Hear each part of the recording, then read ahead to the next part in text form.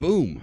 All right. Welcome to the Ball Show, everybody. I'm Mr. Malice, and I have with me today a fellow streamer and probably like the biggest horror streamer on Twitch or anywhere, ReAnimateHER. How are you? I'm doing good. Thank you for having me on your show. I'm excited. Well, thank you for being here. So, with the Ball Show, what Ball is, the Ball community is an alternative lifestyle community. And basically, what we kind of focus on is creating a space for everybody that chooses to be different, that feels different on the inside.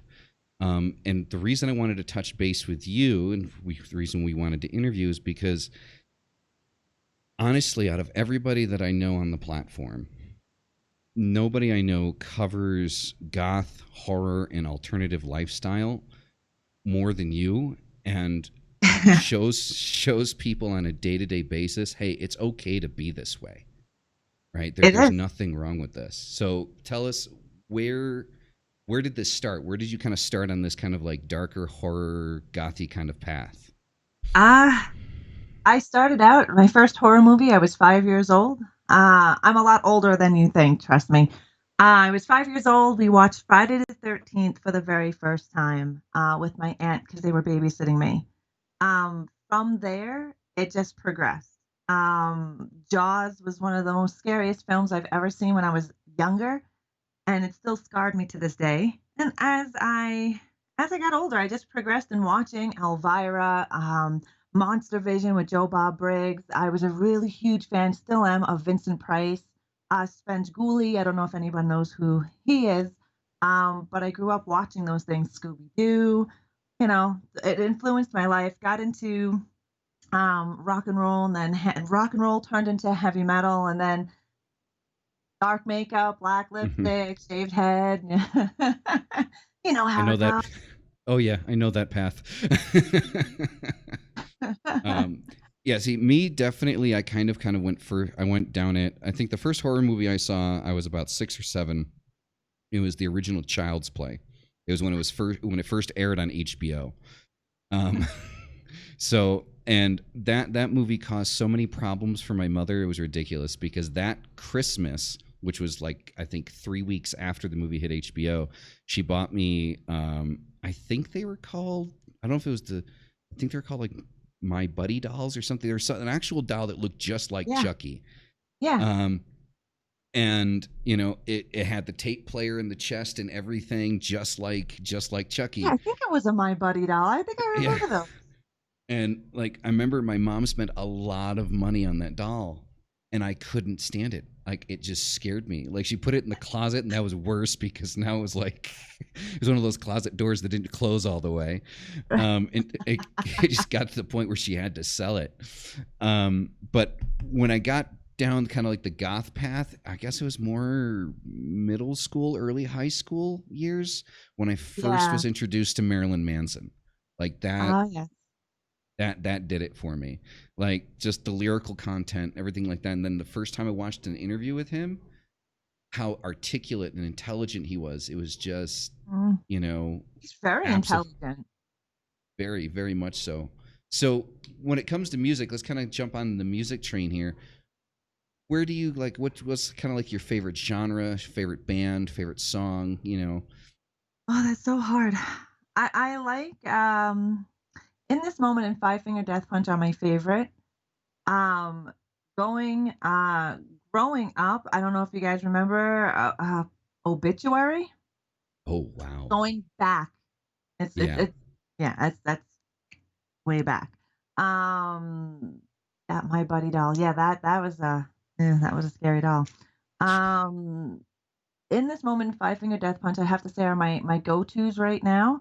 I do like Arc Enemy, Ginger. I enjoy them. Hmm. I actually like a lot of the bands outside of North America, just like my horror. Like, this seems Right. to be more aggressive. I totally agree. Japanese horror, my God. Oh, yeah, Uh, definitely. I remember when I first watched the original Ringu. where the Ring was based off of. Yep. That, my God, that just blew me away. Yeah. It's that's did you watch the Netflix series of The Ring? It's a TV show. Really? No, I had no Ju-on, idea. actually, Ju-on, it's about The Grudge. Sorry, I got the 2 confused there. Okay. Ju-on television series. It's short, Hmm. but and it's dubbed because it's Japanese. Highly recommend it. If you I like the Yes, original versions of Ju-on and Ringu. definitely give that a shot. Definitely give that a Mhm. shot. So now, when did you get into content creation? When did that come about? Um, it's 2020? Uh, February 14th, 2017. I started out on Mixer. Well, it was Beam at the time. Hmm. That was my very first stream on Beam. I started on Twitch. I tried 1 or 2 streams for a little bit, probably about late 2016, but I was only on Twitch for maybe a month and a half. Hmm. And it was sporadic. I wasn't something like I was really into streaming at that time. I watched a few people, and I was like, you know what, maybe I can do that. And I tried it out. I hated it on Twitch when I first came here. Um, I'm a lot older than the average streamer at that time, Hmm. and I always get called old and all sorts of names. Then I was able to get into the alpha program with the Xbox Insider crew, and they were integrating Beam into the Xbox. Now, this is Hmm. before Microsoft made an announcement they were buying Beam. So they got integrated into the Xbox, Hmm. and I was in the alpha crew. So I was one of the first people that were in the crew to actually test Beam directly from the Xbox, so natively streaming from the Xbox. And I started that first stream February 14th of 2017, and it's been uphill since then. And right from the get go, did you like incorporate, like the whole kind of like horror goth like directly right from the launch of like when you started, or did that kind of come later? Well, I've always looked like this. I've shaved my head for I don't know about 7 years, but horror as 110% of my content, no, that didn't come until later on. Bringing that out, I didn't know who I was as a content creator. When I was streaming, it was randomly. I had no professional setup. I didn't know what the hell I was doing. It wasn't until was it about 2018 I started bringing in more horror elements, Dead by Daylight, Friday the 13th.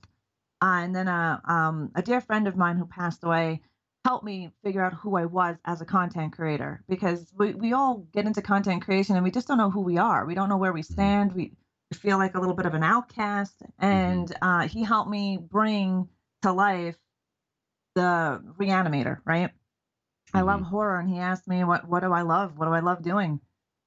Well, as you can Hmm. tell from my background, this is Yeah. what I love. So I started bringing that in, and I made partner playing Friday the 13th, and GTA and Destiny Hmm. Hmm. on Mixer at that time. I do recall because I remember I started following you before you made partner, and I do know the friend you're talking about because that friend is mutual Yeah, and is also the reason I actually started content creation. Was there a you go. conversation I had with him. Um, so I remember we sat down with him we were playing the Division. I remember that's what we were doing. We were playing the Division. It was me and one other person, and I was just talking. Was like, well, what do you think I should do? And he's like, well, exactly the same question. It's kind of like, well, what are you into? And I was like, the dark and the macabre. He's like, you know, live content needs more people with that stuff. I agree. And he's like, do it. And so that kind of is segues into my next question. Were you nervous about kind of bringing in kind of like the horror element, or did you kind of like have like were you afraid that like people are gonna be like, no, this is too dark, this is too weird? I mean, I can see you got a hand laying on your floor over there. uh, I got lots of body parts all over the place. If I was to move this chair, you would see it. there you go, there's a leg too. Oh, And there's it's more of not them. just my game room that's like this. My entire house is filled with the dark and macabre. I've got skeletons hanging on the wall from nooses. I've got a lot of crazy stuff. I was worried. Um, bringing out my full on passion for the love of horror. But it's where I was comfortable at, right? Hmm. And I started bringing in like minded folks. And it wasn't until recently did I bring out my path, which is paganism, right? Hmm. That was a scary thing to do. I recently only brought that out a couple of months ago. But with the whole on the horror subject, I had people on Mixer tell me that I was going to hell, and because I liked horror and I sensationalized violence to women, and I was just like, "Have you seen any action movie?" Right. Yep. Hmm. But you have to grow a thick skin, right? That Hmm. and what we do here, I've always been an outcast all my life. I grew up pagan. I grew up Wiccan, actually, to be specific. Hmm. We didn't celebrate Catholic holidays, so all of my friends were what? Catholic and Jewish. And so I stood out, right? I was always the odd one. And I still stick out to this day, even as a content creator. Hmm. But I don't mind. I've grown to love it. So when it comes to the darker side of content creation, so obviously myself, I mean, I've got, the sigil of Baphomet behind me. I'm full of piercings, stuff like that. I mean, Yeah.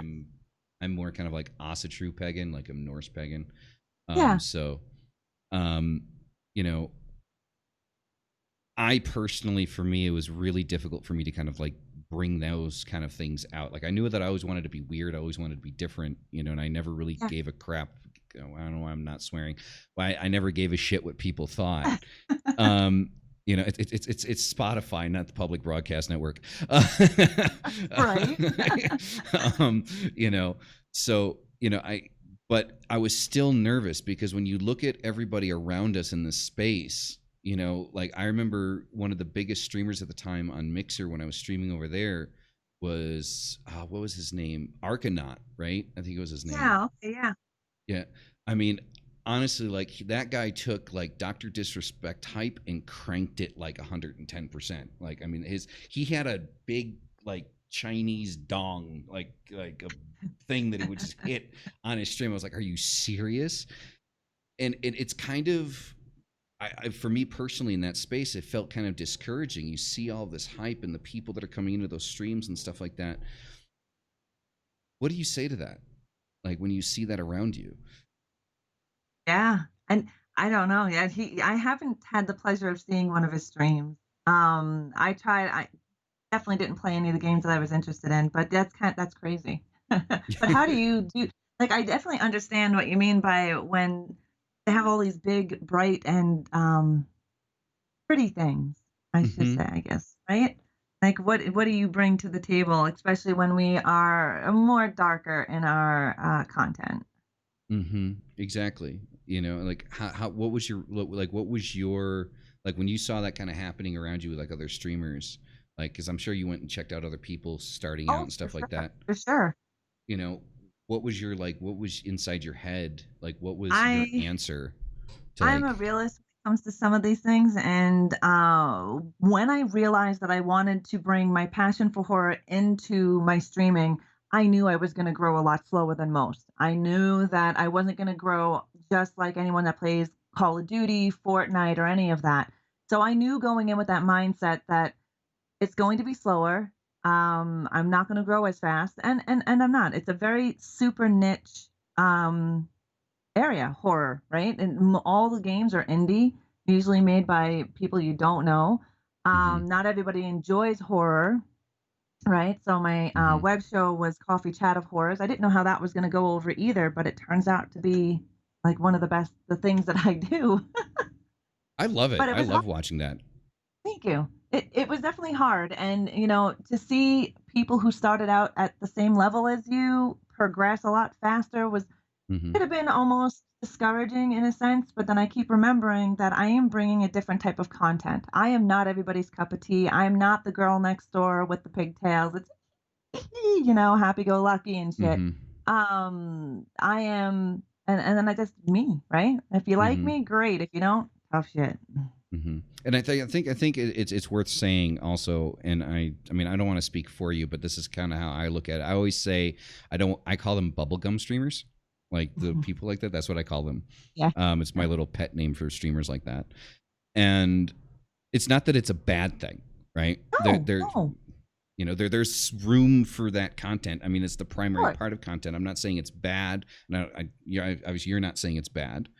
not at Um, all. I think it's to say though that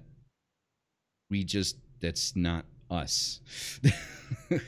Oh, exactly. And a lot of people false like they put on a mask. They put on that false positivity, that false happiness, go lucky. I understand. I'm a positive person myself. I believe in a lot of different things, but every day is not rainbows and butterflies and unicorns, Hmm. right? And then a lot of people put on that mask thinking and showcasing that everything is all beautiful and perfect all the time in their world, and it really isn't. So I think it also gives a false outlook for people who are wanting to stream but don't know much about it, or even just viewers in general, right? Hmm. So, what would you say to somebody who says, "Okay, I want to do content creation, whatever it might be. It could be YouTube, could be streaming, could be whatever. Um, but I don't want to be like everyone else." I mean, I think you and I both received some really good advice from that mutual friend of ours. Yeah. What would you say to somebody that's asking you that same question? I'd say exactly the same thing he told me, which I have done with two people recently that have just gotten into content creation and they were worried. And I was like, you know what? We are never going to be everybody's cup of tea, Mm-hmm. but I believe we attract our own tribe. So if you put out there, genuinely put out there what you are looking for and be that genuine type of person, you're going to attract that in. Mm-hmm. Putting on a fake face and playing the trendies of trendy games, and you don't really care for those games, it'll show. It may not show right away, but it will show. And if you're not true to yourself and just a genuine all around person, it's going to be hard for you to keep that mask on, right? So I Mm-hmm. always tell everybody, be yourself, be consistent, and have fun, and find out who you are as a content creator. People, I'm a variety streamer. All right, but who are you? What do you Mm-hmm. bring to the table that's different than every other variety streamer out there? I think that's where a lot of people have a problem. They have a problem with that idea when people say that. Like I know that I did when the first time somebody said that. What do you bring to the table that's different? It's like, oh God, I don't know. It's like, I mean, Right, and it's a hard question. Like, who are you? It's like, oh crap, right? Who am I? It's a hard question, but it took me a long time to think of that as well. I didn't. A light bulb did not go on like that, and I was like, oh, I'm a horror streamer. No, it took me a while to figure out who I was and what I wanted to bring to the table as a content creator. I mean, you are Mhm. honestly like, I mean, I'll be honest. I mean, as far as like all the people that I know that have kind of like that you have like darker names and like, I mean, there are people like out there with different names they sound darker, things like that. They sound like they have kind of like a horror focus. Nobody comes close to touching you as far No, as your content is nobody that I have looked because it's the type of community that I like that I'm into. right.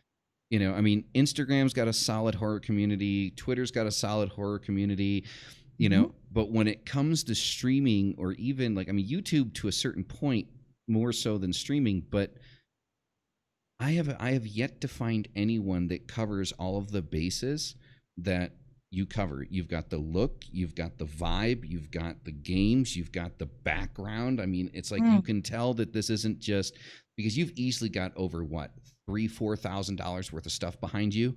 You that's know, just behind me. Yeah.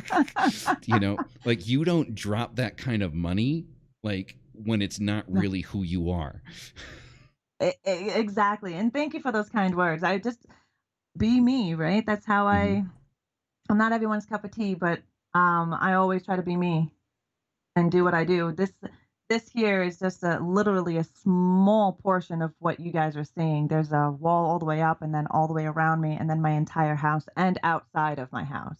That's insane. I'm jealous, like jelly 100% right now.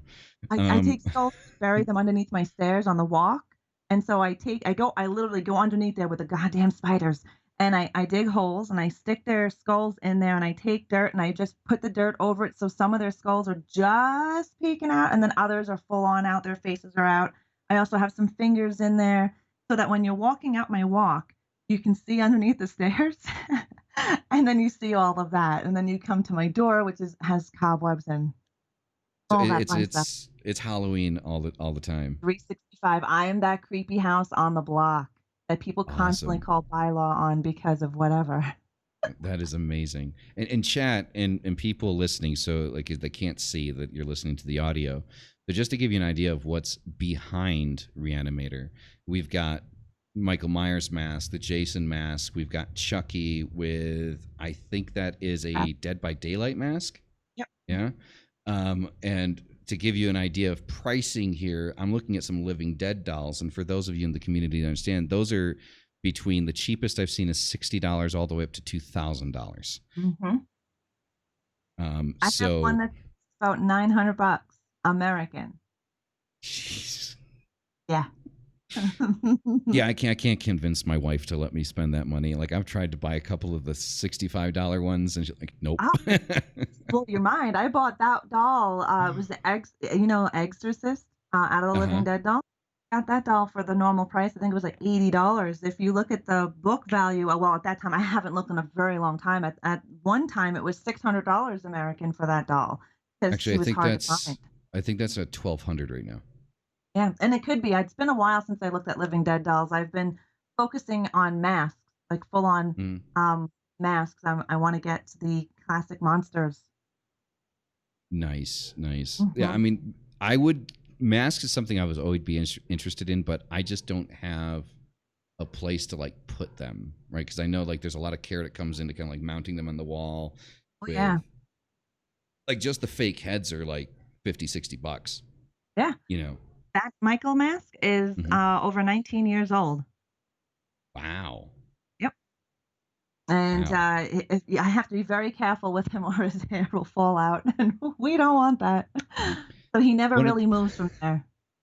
I've noticed one of the here chat and people listening, you know, in the pre-recorded. One of the funniest things I've seen on Reanimator's stream is she sometimes uses a program which is called I use the same thing and I can't remember the name of it, Snap Camera.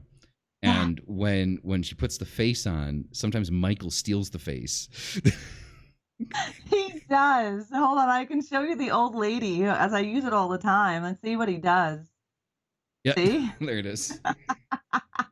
We can be old biddies together. That's absolutely amazing. That's just great. Uh, it's just like one of those little unexpected kind of like artistic surprises. Oh yeah. Sometimes I put the mask on Michael, and I'll put one of the filters on Michael, and I'll just take a picture of myself. And some people will notice, like, "Hey, what the hell is that behind you? Is Michael wearing an old lady?" I'm like, "Yeah, he is." Exactly, exactly. It's just like it's absolutely amazing. So I mean, it's like you really. So how did it with all the segments and everything that you have? So I know that you've got your little the coffee shop of horrors things that you do, or like the kind of like your little web show thing there, and Yep. then you do once a week. I think it's like royalty free movies. Like you play really old kind of like. Yeah, I call it the Silver Scream, and it's the last Sunday of every month. And we watch public domain horror movies here on Twitch. And I give them behind the scenes research on it. It's like a coffee chat of horrors, but we're actually watching a movie. Very similar to like the 13 Nights of Elvira. I don't know if you've seen that, or Mm-hmm. Elvira's movie Macabre. And Mm-hmm. she started out using just public domains. And I had to figure out here on Twitch if that was even allowed. Mm-hmm. But it's taken off. People love it. They love watching where horror was coming from, because we watch everything from like the 1920s or 18 something. We actually watched a silent film. It was really Mm-hmm. bad film, but it was made in the 1896, I believe. But bringing that in there is also bringing in new eyes on horror. It Mm-hmm. doesn't all have to be about blood and guts, even though I'm a gore whore and I love that. But not everybody enjoys all of that. Mm-hmm. So I started doing the Silver Scream on Mixer, brought it over to Twitch, and it's been really nice. And yeah, we watch public domain horror movies. Biggest ones are like with Vincent Price in them.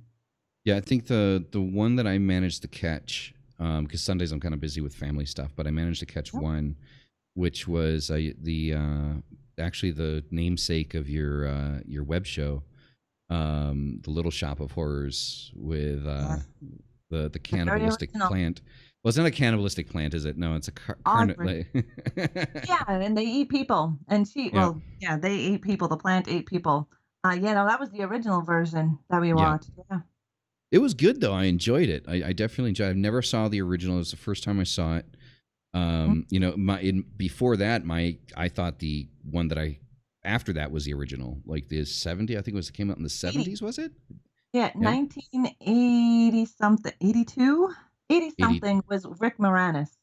Yeah, that was the one that I originally watched. I He thought wa that was the original. A lot So, of people did. They didn't realize that it actually came out way back when. And you can see from the original how they picked the characters for the 80s. And the 80s version is a musical. Really, it's more of a musical than it was an actual just regular movie, where the original hmm was more of a movie, less singing, less dancing. But you can see where they picked their characters from and who they picked for their characters. hmm It basically lined up nice. And it was nice to bring that to people who have never even seen it before. And they were like, hmm oh, wow, I can see where they picked up these people at. And I'm like, mm hmm. That's why they picked them. So what's your opinion on this? Is actually something I've been waiting to ask you for a while. Your opinion on fringe horror. Like, so when we're talking, like, I think, is it called the Serbian film? Like, Ah, you know, yeah. like stuff like that. Like, what's your opinion on like that far fringe of a horror movie?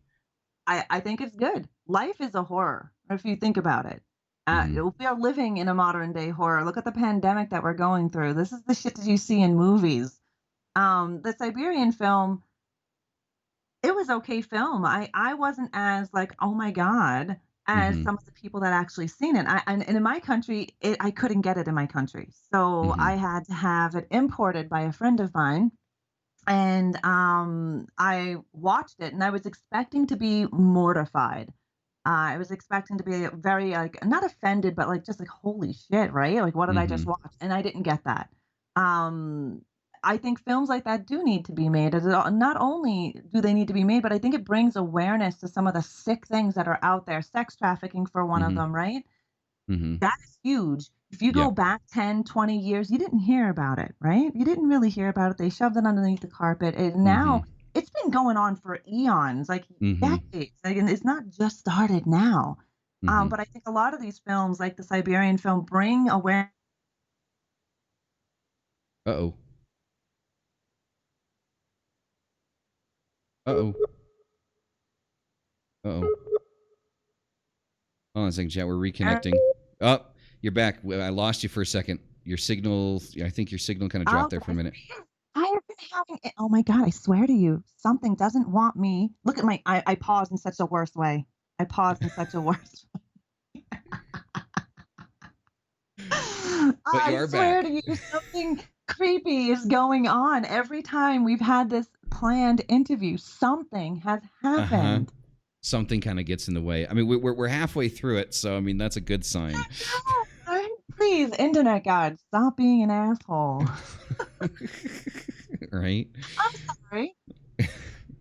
It happens. It's a live show, right? So, definitely Yeah. that's going right on into post too. So otherwise people just won't get the context of what happened. Um, Oh. so you're saying that, like, so films like that are kind of necessary, like, I to think kind so. of Yeah. like, It so it's kind shows of us. like a what's the phrase? What's that saying? That it's art. Is it art reflecting reality? Yeah, Yeah. art reflecting reality. It basically is really what it is. We like to live in our own little world where everything is beautiful, and we have the white picket fence and there's butterflies and cotton candy. But in reality, we live in a hell, a dark, horrible world where Mm-hmm. violence is everywhere you turn. Mm-hmm. We are very delicate creatures, but we don't act like delicate creatures, but we are. Like, Yeah. and to think that the world is always happy and that we don't have sex trafficking, drug running, and all of this stuff is really stupid. So I think these types of films bring that, and people see them and they're like, "Oh my god," and then they get offended by it. But these things actually happen, Mm-hmm. and I think some of the horror movies that show these documentaries. Look at Cannibal Holocaust. That in Mm, its time, banned in over 50 countries. The director was arrested and thrown in jail until his actors came into court and said, "Hey, we're mhm. alive." Those things happen. What do you think happens when they send explorers to the Amazon for these tribes and stuff? Are you gonna tell me everything goes well? Yeah, I no. don't think so. My first touch with films like that. So I don't know how much you know about Nine Inch Nails and Trent Reznor. Yep, I know Nine Inch Nails. Yep. So back when Nine Inch Nails was like first started, the follow up album to Pretty Hate Machine, which is known as Broken, which is essentially the first Halo album. Um, the record company TVT didn't want him to release it. Like they said they wanted him to do more kind of like Pretty Hate Machine type stuff, which was like kind of like pop industrial type of stuff. And he didn't want to Yes. do it. He wanted to do something darker. And so he created a mini movie that is banned from the internet, banned from all over the place. I actually have a copy, a digital Nice. copy. Um, it was essentially a snuff film done to the entire album of Broken. Mhm. Um, and that was like kind of like my first um, touch on that type of stuff. And it blew my mind. You have to figure when I watched that, I was 14. so Yeah. it blew my mind. And so when it came to the Serbian film that we're talking about, Serbian, Siberian, not sure which one it is, how Yeah. it's pronounced. Me and my wife love horror movies. It's one of the few things that we have in common when it comes to like cultural stuff. Right. And I typed in a Google search fringe horror. I got top 10 fringe horror movies. I didn't even look at the descriptions. I just downloaded the movies and put them on a USB and said, let's go. Like, so it was all 10 movies.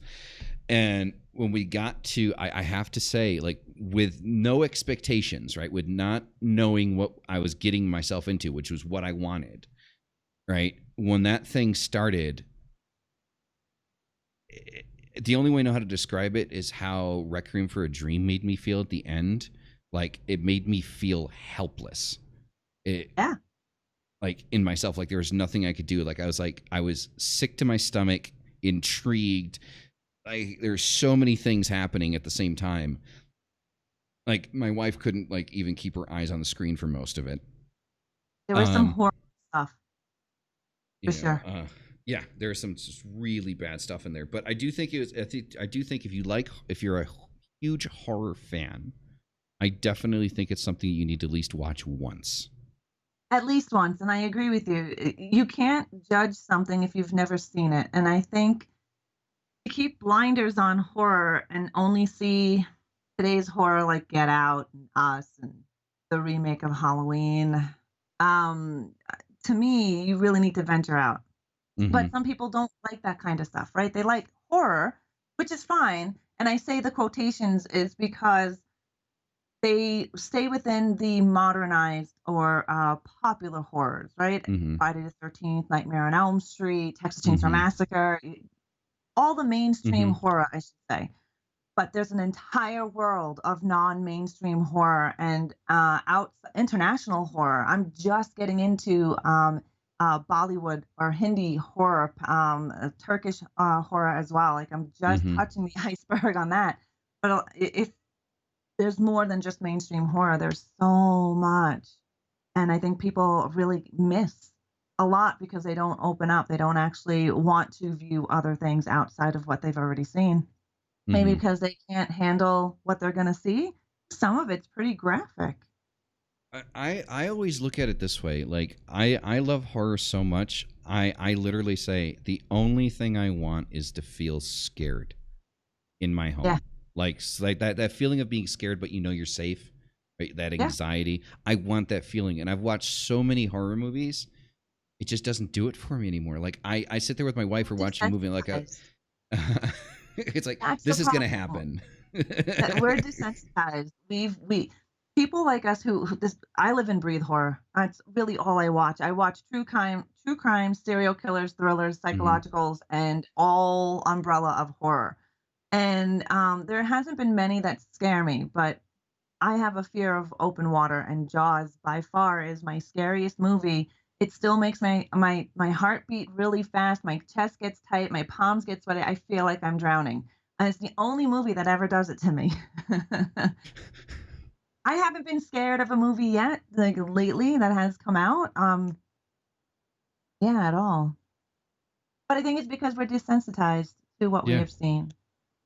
Yeah, the last movie I watched that actually, in my opinion, was somewhat original American, talking about American Hollywood releases, Uh-huh. um, was the original American remake of The Ring, because Mm, they actually tried to, because before that I had no idea about Japanese horror, right? So mhm, when I watched the movie, I didn't know that there was a movie called Ringu from Japan that was based off of. I didn't know. So what I realize now in retrospect is the director and the people that made that film, I feel, did try to maintain some of what made Japanese horror, like, with the hair coming up first out of the yep, yep, the well, the way the hands work, the way that she came out of the TV using an old mhm, VCR instead of DVD, stuff like that. yep, That creeped me out, right? Like the whole idea of like the static on the TV and stuff like that. And of course, like when first time I watched it was on DVD at my house, and my DVD player automatically turned off, after the movie was finished. So I right. watched the movie, went to go get some snacks, and like three minutes went by, and then the next thing you hear is like on the TV. It's like Right. Oh, shit. right. He's So coming that to was get the me. right. That was the last time I remember being scared from a movie, like having not like scared, like oh my god, but like that sense Yeah. of anxiety. And but past that, like nothing. Not even like I had high hopes for La Llorona. Yes, yes, yes. It was decent. It was, but they used too many classic jump scare tactics in it. There's so much they could have done with that, and Yeah. People get lazy. Directors, producers, they get lazy. And when they're lazy, this is the kind of horror that we get. Look at today's horror.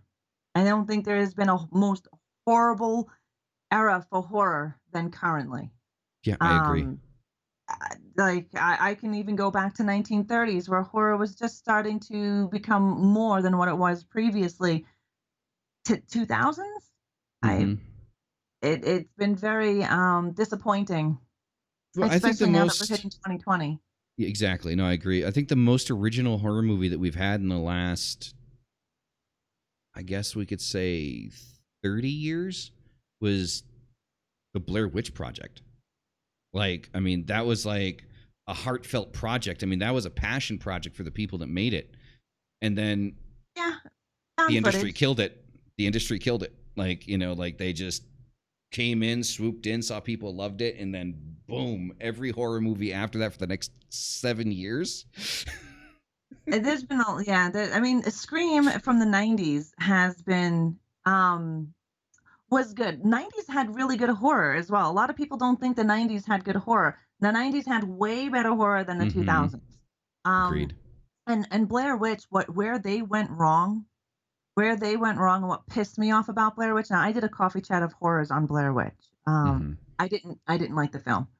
Okay. Um but my reasoning behind it is I saw it opening night in the theaters, and I was Okay. so hyped because it was supposed to be a story about a real disappearance of people going into the woods and all of this stuff. And the day before release, oh, they're fine. I'm like, motherfucker, how dare you? Oh yeah, they Right? killed it. Yeah, they That had that that whole that thing killed it. built.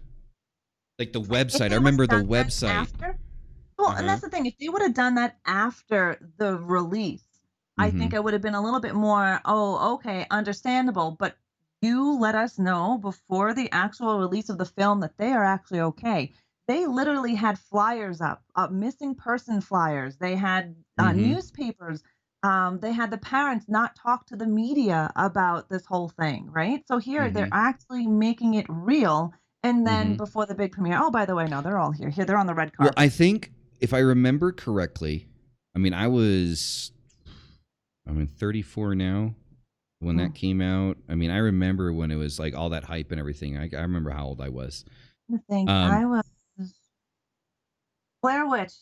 Blair Witch. I can't remember when she came it out. was Hold on. 98, Let's go wasn't to it? Google. Yeah, uh I was of age, I think, or 17 or something like that. 1999. Yeah. It was So I 99. was of Okay. age to go and see that in the theater. Yeah. So, I mean, I don't think I was. No, I wasn't. I was like, I was like probably like 14 at the time, but I still saw it. But Oh the yeah, I thing still see the was, Candyman. but what I remember is I think they were forced to tell everybody that everybody was okay because there's so much hype building around it that people actually believing that it was real that That maybe. I I think did I'm not research on 100%. Blair Witch, but I didn't find anything stating that they were forced or stating anything that they had to tell people. Um, but I don't know why they did it, but they did it, and they because shouldn't I have. They should have remember waited until premiere. because I remember after a certain point, because my memory's foggy at that time. Like that time was a crazy time in my That's a life. long time ago. But I remember the one thing I do remember specifically was the footer of the website. When the website was first launched, there was no indication on the website that it was fake. And then No. at the footer of the website later on, and it was before release, at the footer there was actually on the footer a note that said this is all fictional, like any relation to anybody real, living, dead, or anything like that is purely coincidental. Yep. And I remember there was some rumors going around, and back then the internet wasn't such a blaze as it is now, so it's more like Oh kind of no. like rumors in school and stuff like that from teachers and stuff that they Oh, were they were made me jump. forced. I saw that they were forced to say that it's fictional because I guess there was some type of legal precedent, at least within the United States, that it had to be, if because it's fictional you can't say something's real that's not real. It's akin to screaming fire in a public theater. Yeah. Oh, and it could have been. It really could have been. I was definitely disappointed in that film. I mean, the way they did it, I thought it was great. And the found footage is really hard to get perfect, though. Either they did see the Blair Witch did break some boundaries in the horror industry, especially for found footage. Mm-hmm. So I will give it that. It's one of my least favorite in found footage. That is so creepy. Like it's such a small dog, but it goes through the light and it looks so big. I know, right? And then I also have a cat. His name is Paul. He looks like a big orange moose. He's like 25 pounds, and he'll come walking up in here like he owns a joint and then plop himself right in front of my light. It goes dark like an eclipse. But that's so amazing. Like everything just fits on the whole horror thing. It's so amazing. So I guess another thing that I will cover really quick. I wanted to get into the fashion aspect of things. Uh-huh. Because as the show goes, we cover that, we encompass all of it, like the movies, the culture in general, all of that, those type of things. So fashion for you, how pinnacle is fashion for you, as far as who you are? As long as it comes in the color black, I wear it. I don't own a lot of light colored clothing. If I do, it's like purples, dark blues. But if you were to look in my closet, all of my shirts are black for the majority of them, black, and all have horror stuff on them. My leggings, which I love to wear, are either have skulls on them, upside down crosses, Mm-hmm. all sorts of stuff on it. So for me, I'm not really into the whole like fashion. If it's black and I like the way it's cut and I like the look, I'll wear it. Okay, so like any specific brands at all, or just like whatever's comfortable? Yeah, whatever is comfortable. I wear a lot of horror t-shirts, so I shop at like Bright Rags and all places like that. Okay. I get Yeah, I don't think any of my t-shirts have anything other than anything horror related on them. Even my nice go out clothes has Mm-hmm. skulls on them. Like I have a lot of pinup dresses that I could wear, and they all have Mm-hmm. skulls or zombies on them or just something obviously different or a regular just black dress. rock on. Definitely. I mean, for me, definitely because I started out with the music. What music pushed me into the whole goth culture. Mm-hmm. Um, one of the things that's very noticeable about music is the personification of the singers and the Mm-hmm. fashion. And so I went extreme with my fashion when I was younger. I remember going to Hot Topic. I don't know if you have Hot Topic in Canada. You have Hot Uh, Topic. Yeah, I remember yeah. Hot Topic from when I was a kid. I still love the nostalgia.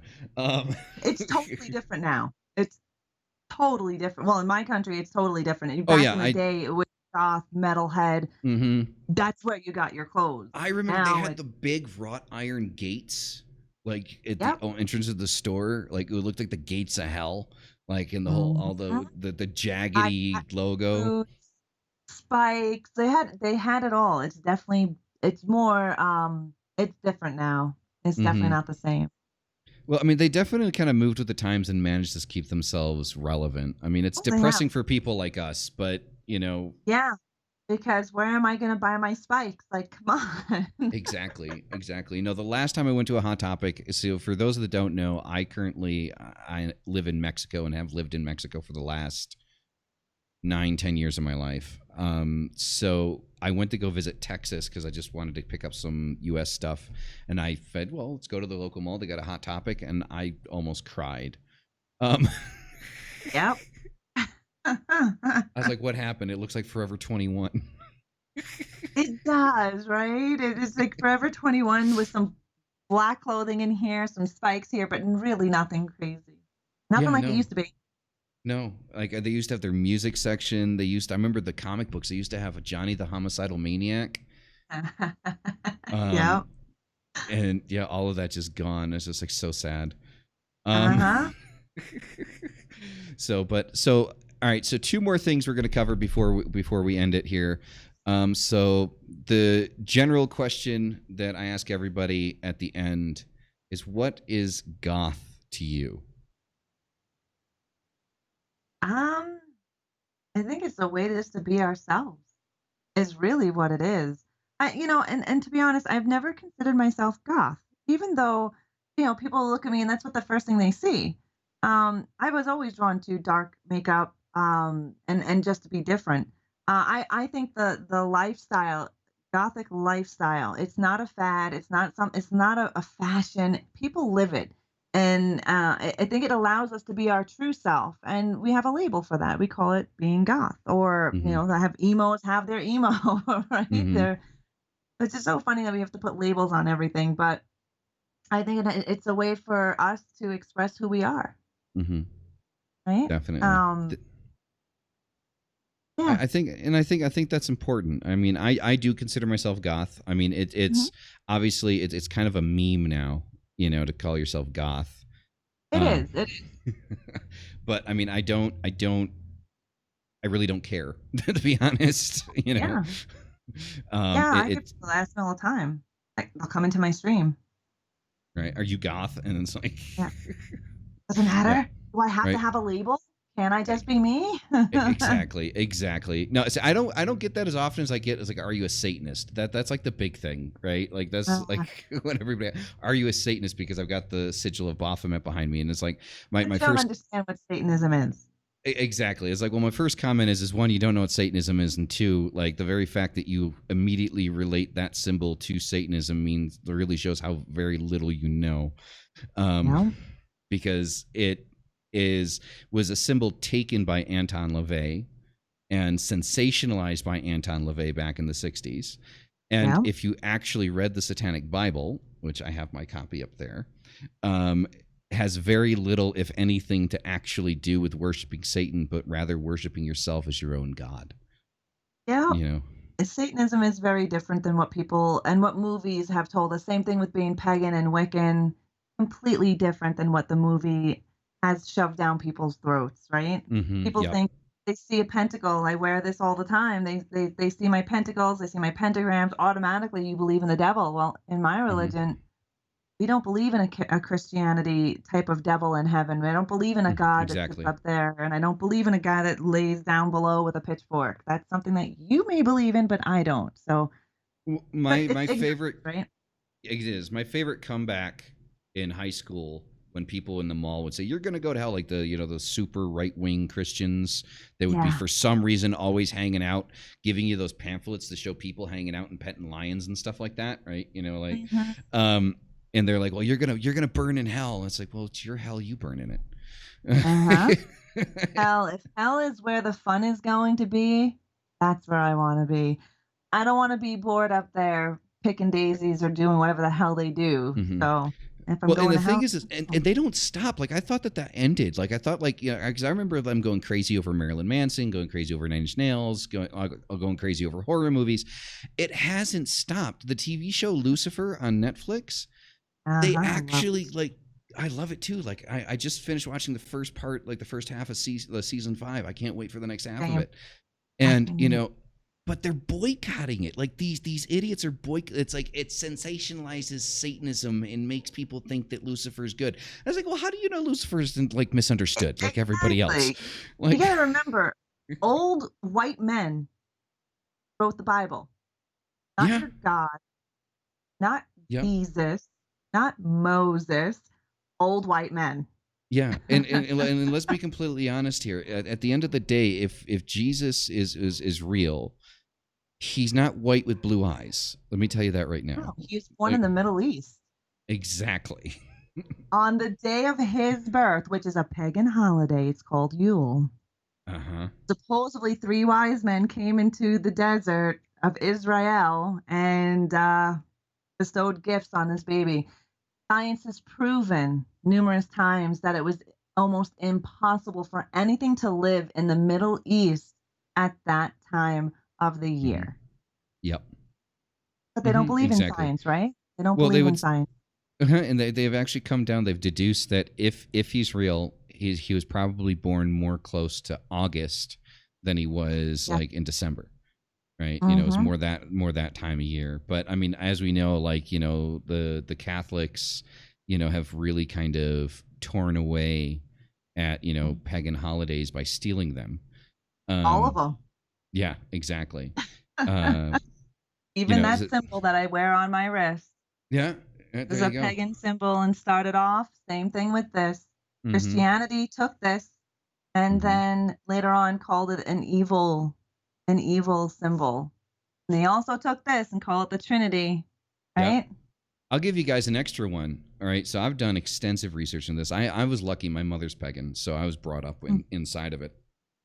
Um, the cross. The reason why most Christian churches have a cross with a circle around it, for those of you that don't know, it is literally the shorthand for the pagan wheel of the year.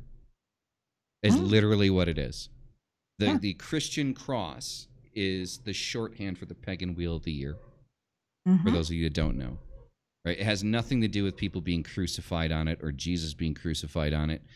It was just, and for those of you that don't know, Catholicism, do your research. Catholicism started as politics. It was not a Yep. religion. It was a Not political a party religion. like, uh huh. And yeah. And according to historians, Romans would never crucify somebody on a cross that was standing straight up. Romans crucified everybody upside down. Mm hmm. Yep. And Jesus was the only one to be upright. But Exactly. and also by Roman hand, because we were talking about the Romans that basically did all of this. In order to be taken down from the cross, you had to be married. And we all heard of Lady Magdalene, right? Yep. Mm hmm. In order for Jesus Christ to be taken off a cross in Roman time, you had to be married. And technically, Jesus is a zombie because he rose 3 days later. So, Yes. The Bible was the first zombie story. exactly. You got people, you got snakes coming down, right? You got some Yep. naked people, and then all of a sudden you've got this Jesus guy that Mm hmm. is, killed, murdered, being crucified, and then rises from the Mm hmm. grave, Yep. pushes a giant rock out of the way, and leaves that cave. Right, super strength, That's everything, right? zombie strength right there. That's like super Exactly. zombie strength. 28 days later, I am legend type of shit. Yes, exactly.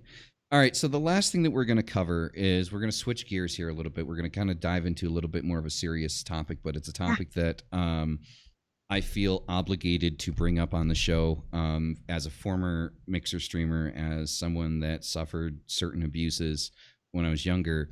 I feel it necessary to bring this up so people know that their voices are always heard, that we haven't forgot about the things that have been said. We will always remember the things that have been said, and that if you have things to say, to keep saying them. So both Ra and I are former Mixer streamers. Grant you, I left a year before Mixer shut down. Yep. But for those of you that don't remember, because of the big hugabaloo with Mixer selling themselves off, basically in prostitution to Facebook, there were, the weekend prior to that, many, many, many. I guess the word, I almost said confessions, but it's not confessions. What am I thinking of here? What word? I'm lost. What's the Yeah. word? I don't want to say complaints because they're not complaints. Like No, they're, what's the word I'm looking for? not Um, confession, but yeah, I know what you're saying. I can't yeah, think of a word either for it. I yeah, definitely got you. Yeah. yeah. So there are a lot of people coming forward with Allegations. allegations. There Thank were. you, Evil.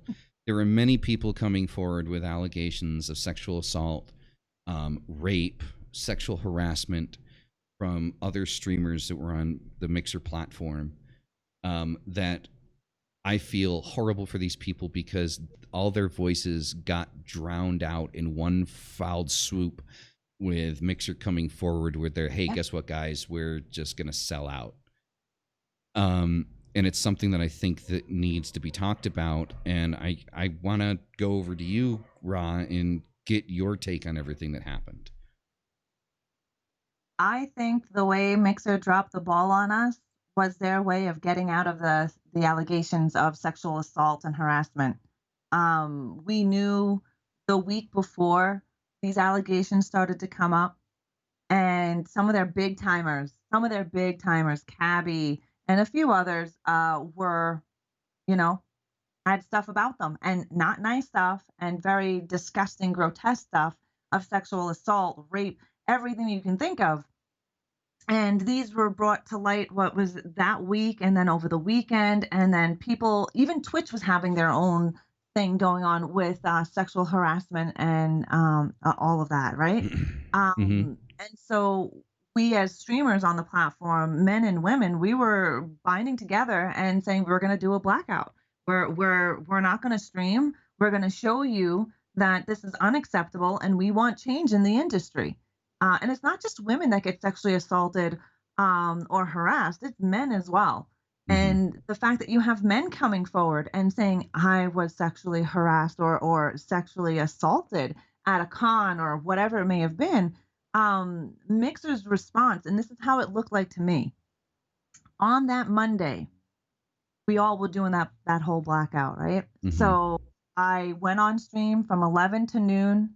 I said my piece and how I feel about everything and how it's going down and how the industry needs to change.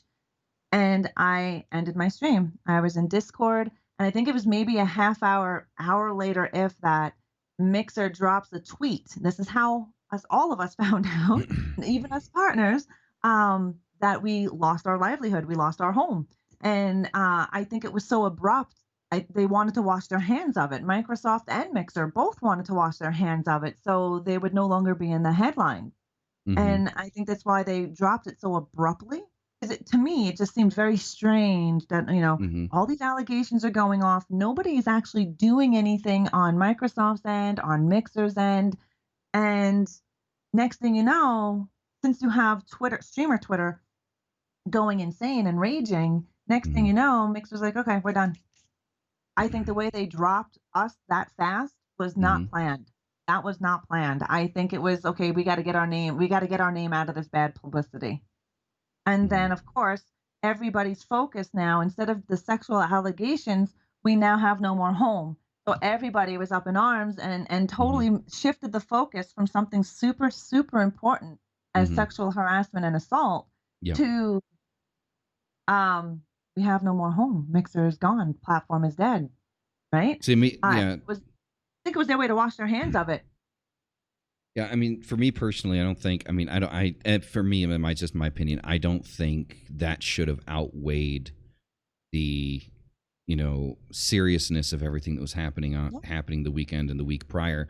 And I sat there after watching this whole thing unfold, and I said, okay, well, surely the YouTube community is going to pick this up, and they're going to say they're going to draw the lines together.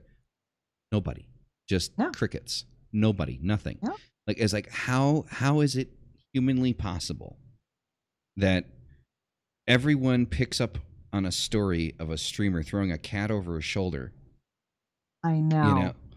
but when you have, I can't even count how many people came forward with allegations, and Like, proof, like with not proof, just not just, Mixer. not just Mixer, like all of, like, and with proof, like, screenshots and message history and Police pictures, report. and it's like, and you're not going to say anything. And so I said, I know that I don't have the biggest platform. I know that I don't, I do YouTube, I do, the stream thing, I do the podcast thing. I know I don't have the biggest platform, but I said, you know what? I'm not going to wait for somebody else to start drawing these lines. And Mhm. I'm going to keep the conversation going, Yeah. because it's a conversation that can't stop. Like, I know that we don't come here to watch, you guys don't come here to watch a stream for like topics like this necessarily all the time. But as someone that has suffered these types of things, you don't want anyone to forget about it. You don't No. want anyone to just let it go. You Mhm. want the people around you to, like, you want to see the people around you holding up and saying, I'm here to defend you. I'm here to Yep. protect you. I'm here to make sure that your voice is heard. And that's something, in my personal opinion, I see very few, if any, people actually doing.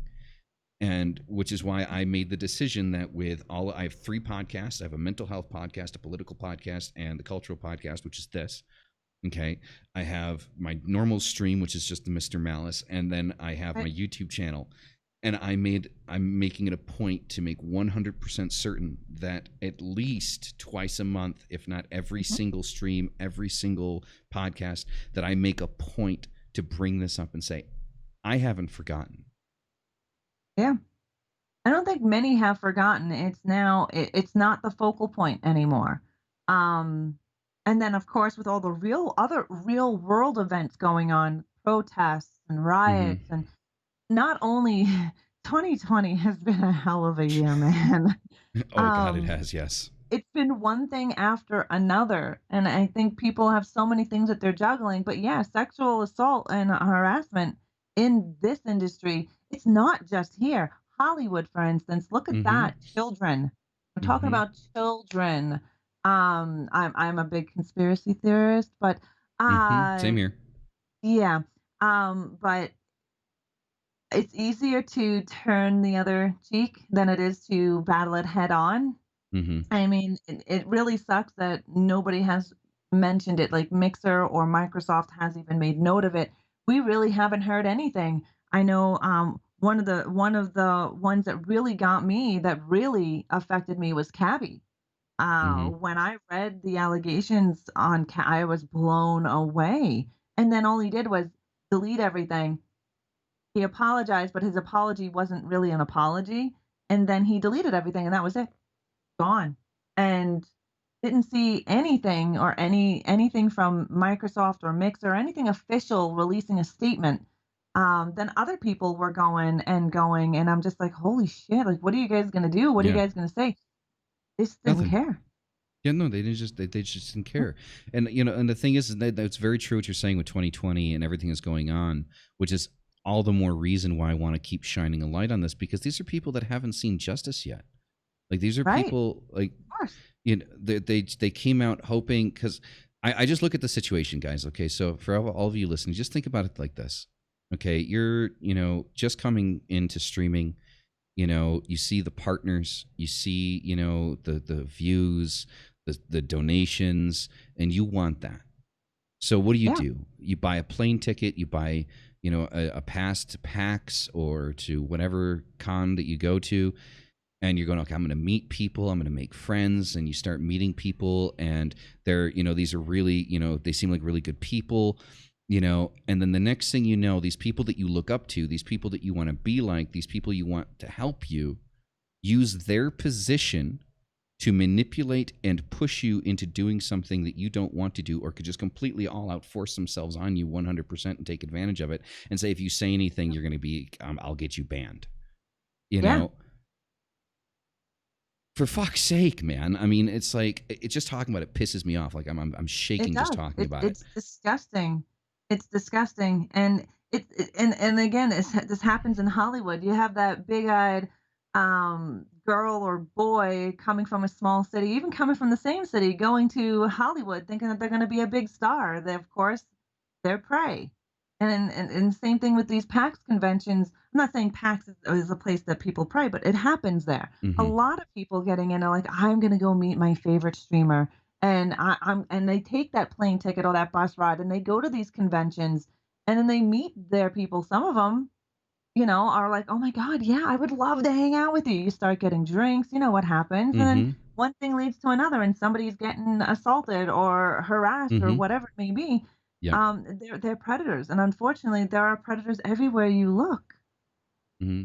And the thing is like, I mean, I heard a lot of people, a lot of the accused coming out with excuses like, oh, we were both drunk. It's like, That's not. if you shouldn't get that drunk to that point where you don't have control over what it is that you're doing. Like, Yeah. you should understand and know that if somebody is that inebriated, somebody that you're with, let them Mm-hmm. sleep it off. Any decision that person makes at that particular point is Mm-hmm. not a sound decision. And you should respect the fact that, you know what, yes, I'm interested in having this, but I'm going to wait until this person can tell me that they're also interested in having this. You know, Yeah. it's just, for me, that's just logic. Like, I don't know. I You would mean, think maybe I'm so. just crazy. But see, and a lot of the times that when there was alcohol involved, usually when people are that drunk, normally sex is not happening. Yeah, it doesn't work. Nothing works. Nothing works properly, male Hmm. and female side. Everyone's all Exactly. sloppy. I mean, I've been totally fucking trashed before. And Hmm. yeah, it doesn't happen. So either that person alcohol is an excuse. Hmm. It is. It Oh, is. just like Exactly smoking is. weed. Oh, we were so high. No, sorry. I can Yeah, I still know. tell you being Hmm. high that it's you're not Yeah, losing exactly. control. You know what you're doing. You know your Hmm. rights from wrongs. It's just an excuse to make them feel like seem like a victim as well. I was a victim of alcohol. Yeah, You no, knew no. really well enough what you were doing because you Hmm. weren't that drunk. Exactly. You were if you were able to get it up, Yep. you weren't that drunk. Yes, ladies and gentlemen, it's Plain called and whiskey simple. dick for a reason. Exactly. uh, Exactly. you know, so yeah, I mean, so this is definitely something that I want to keep alive. I don't want to keep throwing it into your guys' faces. I don't want to make you guys uncomfortable, but I honestly think, I'm sorry, but it makes me uncomfortable to talk about it. But it's something that needs to be talked about. It is. With that, so with that being said, we are a little bit over time. Rob, would you like to tell people where they can find you and what you got going on? We can close out here. Sure. I'm a horror content creator and I love all things horror. You can find me here on Twitch under Reanimate Her. If you want to check out my YouTube, I'm starting to do some creepy things on there. It's Reanimate Her. You can find me on Instagram and Twitter. Same name, Reanimate Her, but on Twitter I have an underscore after the R. I'm friendly. I don't bite too hard. If you really want me to bite harder, all you gotta do is ask. Yeah, you gotta love the zombie references. Exactly. Right? Thank you very much for having me on the show. I'm very happy we were able to finally sit Same down and here. do Same this. here. Like 2 Yeah. weeks in the making, I tell you. Yeah. No, thank you much. Thank you very much for being on. So yeah, so just hang on a quick second. I'm just gonna end the stream. I have a couple words for after. Guys, thank you very much. I will see all of you in the next one. Peace out.